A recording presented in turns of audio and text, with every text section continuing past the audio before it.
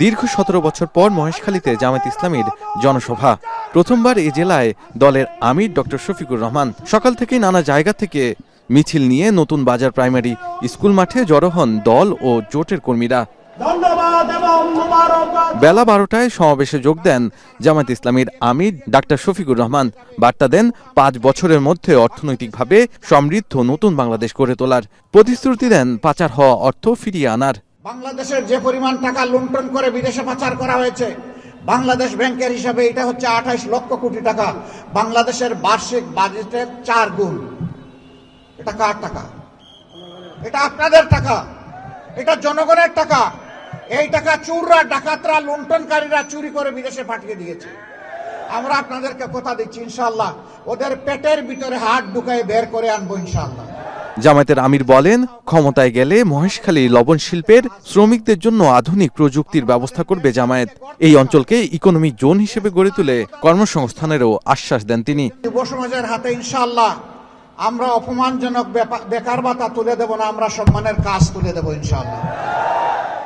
সেই কাজ তুলে দেওয়ার একটা পটেনশিয়াল জায়গা হচ্ছে মহেশখালী কুতুবদিয়া।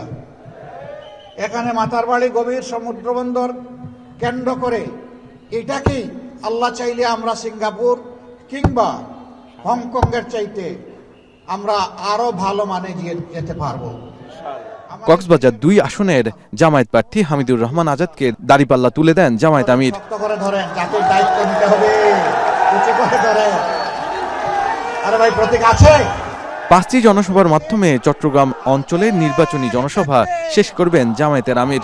ইনকিলাব জিন্দাবাদ। নির্বাচনের প্রচার প্রচারণার বাকি আর মাত্র 8 দিন। শেষ মুহূর্তে জমে উঠেছে কথার লড়াই।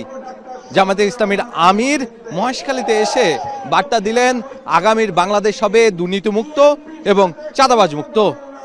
এই চাঁদাবাজ মুক্ত বাংলাদেশ গড়তে চাই জনগণের সমর্থন। তিনি বললেন, আগামীর বাংলাদেশ কেমন হবে সেটি 12 তারিখেই ঠিক করবে বাংলাদেশের মানুষ। শাহাদাত অভ্র, এখন মহেশখালী, কক্সবাজার। শিয়া বাটার ও ভিটামিন ই সমৃদ্ধ লিলি বিউটি সোপ, তারুণ্যময় উজ্জ্বল ত্বকের জন্য। রিমার্ক,